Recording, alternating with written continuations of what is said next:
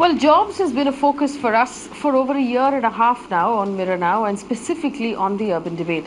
Today, speaking in Parliament, the Prime Minister Narendra Modi made specific comments about what was being called the job crisis.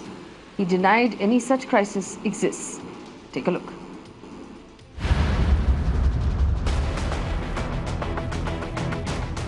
पचपन साल के शासन के बावजूद अब मैं जरा ये सत्ता भोग की हाल क्या है। सत्ता भोग 55 साल, जॉब के संबंध में कोई स्टैंडर्ड व्यवस्था विकसित ही नहीं हुई 55 साल तक। हमारे लिए वो एजेंडा ही नहीं था पुरानी सरकारों के लिए कि रोजगार को ध्यान में रख करके व्यवस्थाएं विकसित करनी चाहिए। रोजगार का हिसाब कोई व्यवस्था नहीं है और इसके लिए सत्ता भोग में डूबे हुए लोगों की जिम्मेवारी ज्यादा है। हमने आकर के कोशिश की है।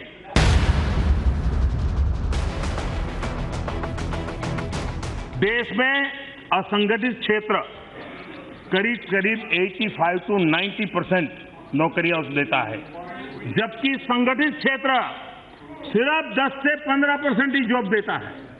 इस सत्य को स्वीकार करना होगा। अनऑर्गेनाइज सेक्टर में 80 to 90% है, जबकि ऑर्गेनाइज सेक्टर में 10 to 15% ओनली।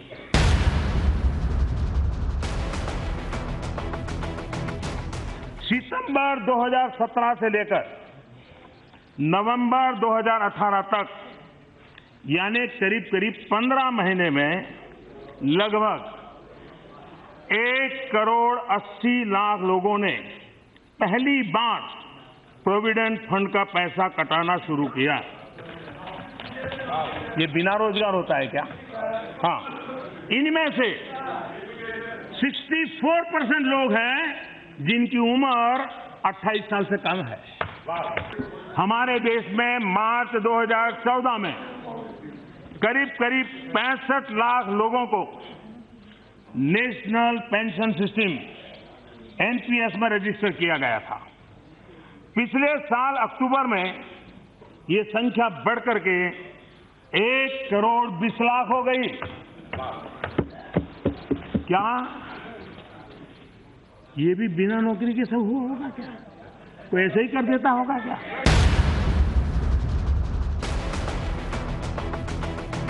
ट्रांसपोर्ट सेक्टर, असंगठित कामदार जो होते हैं, इसमें ट्रांसपोर्ट सेक्टर में सबसे ज्यादा रोजगार का अवसर होता है। बीते 4 वर्षों में करीब 36 लाख बड़े ट्रक या कमर्शियल व्हीकल बिके हैं। करीब 1.5 करोड़ पैसेंजर व्हीकल्स बिके हैं और 27 लाख से ज्यादा नए ऑटो की बिक्री हुई है। ये सारी गाड़ियां जिन्होंने भी खरीदी है, क्या उन्होंने पार्किंग करके रखी है क्या? एक अनुमान है कि ट्रांसपोर्ट सेक्टर में ही देश में बीते 4.5 वर्षों में करीब 1.25 करोड़ लोगों को नए अवसर मिले हैं। देश में टैक्सी एग्रीगेटर सर्विस का इतना विस्तार हो रहा है, लेकिन विपक्ष के मेरे साथियों को लगता है कि तमाम ऐप बेस्ड कंपनियां ये कर रही हैं। ये ऐप बेस्ड कर रही है, क्या ड्राइवरलेस कार चल रही है क्या? ना ऐप बेस्ड हो रहा है तो क्या ड्राइवरलेस कार है क्या? उसमें भी कोई गाड़ी चलाता है, उसको भी कोई रोजगार है। Well, those were the arguments put forward by the Prime Minister in Parliament, no less, where he talked about, like you heard, provident funds being increased, entries or sign-ups for the National Pension Scheme doubling, income tax returns being filed from non-corporate taxpayers going up by 6.35 lakh new professionals, and he also talked about how many trucks, commercial vehicles, autos have been sold in the last 4 years and how all of those must be driven by someone, which means that jobs must have been created in tourism and in taxi aggregators. So Ola and Uber here, really the champions of the Indian employment story. Joining me on the urban debate, Santosh Mehrotra, Professor of Economics at the Center for Informal Sector and Labour Studies, GNU. Professor Mehrotra, you wrote an article just yesterday about how you believe that the government's reading of the situation is completely wrong. In reaction to what the Prime Minister says today, do you still think that the government has got this wrong?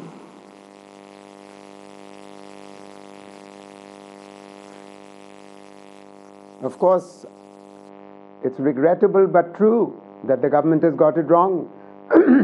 Unfortunately, there's no one to really genuinely inform and apprise the government as to what is the reality. So first, let me say a few words. You'll have to give me the space because there are a number of points that were made, and I think you have to give me the time. So no standard system was established in the last 55 years to collect data about jobs.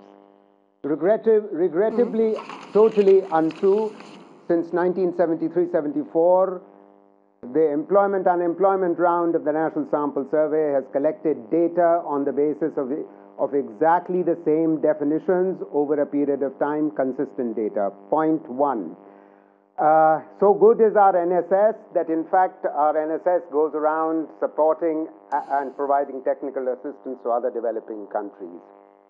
Then the argument was made, this is really simply taking the old narrative that we don't have good jobs data to a new level, which is simply not true. We already had good data from the Labour Bureau of the annual survey, from the Centre for the Monitoring of the Indian Economy, and now from the National Sample Survey of 17-18, which uses the same methodology. I want to emphasize it uses the same methodology as has been used in the past. Let me turn to another issue that was raised, the organized sector. How important is the organized sector share in the total employment? Organized sector is defined as those enterprises, those non-agricultural enterprises mainly, which employ more than 10 workers. Well, already in it is not 10 to 15% as was just being told to us. Already in 2012, which is 7 years ago, the share of the organized sector in our entire economy in the workforce was 22%. It had increased from 12% in the year 2000, and since then it would have grown. So no one is contending that jobs are not growing. Of course, jobs are growing. The real point is that jobs are not growing as fast as they need to because there are many more millions of young people joining the labor force. Let me turn to the data that was again cited about the number of additions to the EPFO and to the NPS. Yes, it is true that people have been joining the EPFO in larger numbers, but the EPFO data that is revealed by the Niti Aayog also tells you that millions are leaving the EPFO. That has been historically a situation, so one has to look at the net. Point one. There is certainly good news that there is a net addition to the EPFO, which is probably being accounted for by the GST, which is a good thing because there is a certain degree of formalization in the economy that is taking place. Erstwhile informal enterprises are becoming formal, and even the current chief statistician of India has said that EPFO data is not a data to be relied upon for job creation. It is simply giving you a sense of the formalization in the economy. In other words, earlier informal workers are becoming formal.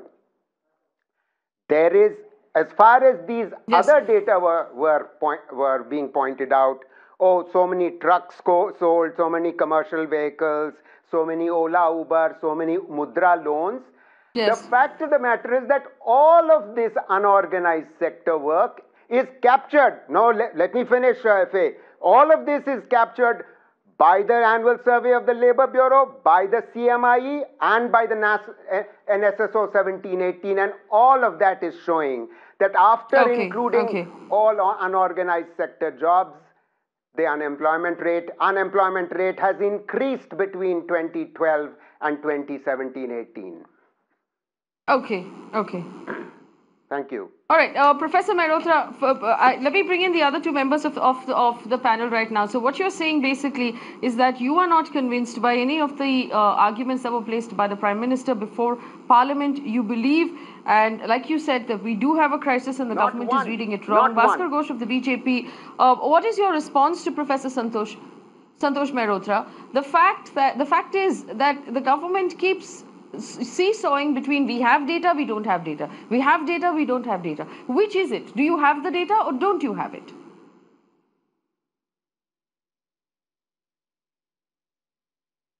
No, obviously, I think we have the data which has been available by Niti Aayog and so those are really available with us, and we are already come up with those data. EPFO data, we have come up with those. So data are available for the organized sector. Now the data on which we are making a debate is unorganized sector data, and those data are in the process of coming into the government. So, and we are giving a supportive collateral How? logics that if the growth rate is more than 7.2%, So tell me something. Mudra loan is So Bhaskar so Ghosh, tell me much. something. If you've decided to provide Therefore, who is pensions doing to all infrastructure unorganized is, yeah. workers in the country, which was announced by Mr. Goel in his budget, how are you going to do it if you don't have any data on the unorganized sector? If, like the government pretends that you're having to make up this data of employment in the unorganized sector by looking at the number of trucks that are being sold, looking at the number of autos that are being sold, and that's how you're extrapolating data, how are you going to give pensions to rag pickers and truck drivers if you don't have any data on it? Absolutely. See, whenever it is a budget policy making in the budgets, we used to highlight the segment to whom we will give the benefits or will who will be the beneficiary. Now it is the job of different department of governments to find the total number of authorized beneficiary. It may be rag pickers, it may be household, or maybe a housemaid or house staff, and when the data will come in due course of time, all the benefits will be passed on. In the budget, we have given an indication that this is the beneficiary segment, and this is approximate allocation So of the budget. you And accept right always now, there is a Bhaskar revised Ghosh, that the allocation if budget needed more. announcement, So was a hollow announcement, and you have no idea how to fulfill that promise because there's no data right now. It was just an no, indicator, it you is said. not a hollow. It is the in principle announcement. Just for example, for the farmers, when we have given about 2 hectares of land owners 6,000 rupees, we have a data bank available, but that may not be absolute. When we try to implement it, we have allocated 20,000 crore for this current session, and if we needed more, it is always given Okay. noting that okay, it is needed more, we'll provide it. Similarly, for unorganized sector pension, and again, Okay. pension is about Suleiman 60 Khan of the years, right? Congress. No young guys are getting the pension. It's 60 years, no pension.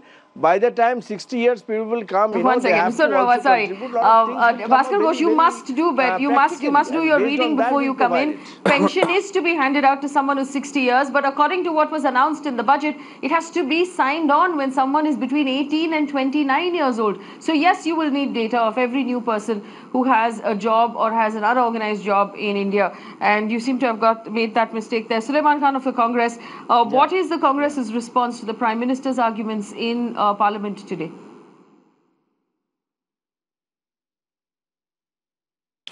I think Prime Minister has to do a lot of explaining vis-a-vis the employment data or any data which the government has to release. I think few days ago the only two independent or non-government members of National Statistical Commission have resigned just because of the reason the report or the data of NSSO was not they were not able to they were angry on not releasing of their data or report from NSSO, National Sample Survey. So therefore they have resigned. Now why this question is again and again coming to the Prime Minister or coming to haunt the Prime Minister or the government on job data, more specifically I must say, because the Prime Minister in 2014 election has promised the people of the country that he will give jobs to 10 crore people. Now he has to explain how he has given. So now he is giving all these excuses that so many trucks have been sold, so many autos have been sold. In one of a previous speech also he has given these numbers or data. I think the government is completely struck, and I think they are scared of numbers, and this government will be remembered for jugglery of datas. This will be the most infamous government for doing this, and I think Well, it is the right of the people of the country to know the correct data which should come in the public domain. Professor Mehrotra, you did say in your article that if the government is not willing to recognize a jobs problem, it's unlikely to do very much about it. Is that likely what is going to happen now, that we might not see any sort of action on the job crisis, at least until the elections? You're absolutely right. I don't see what else, what other conclusion can be drawn. I have nothing more to add on that, on your question.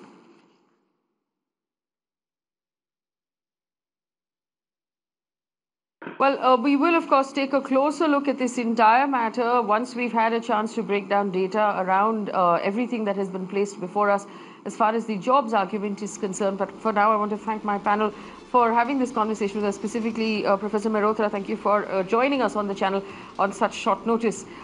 It is always a pleasure to speak with you. Moving on to the conversation that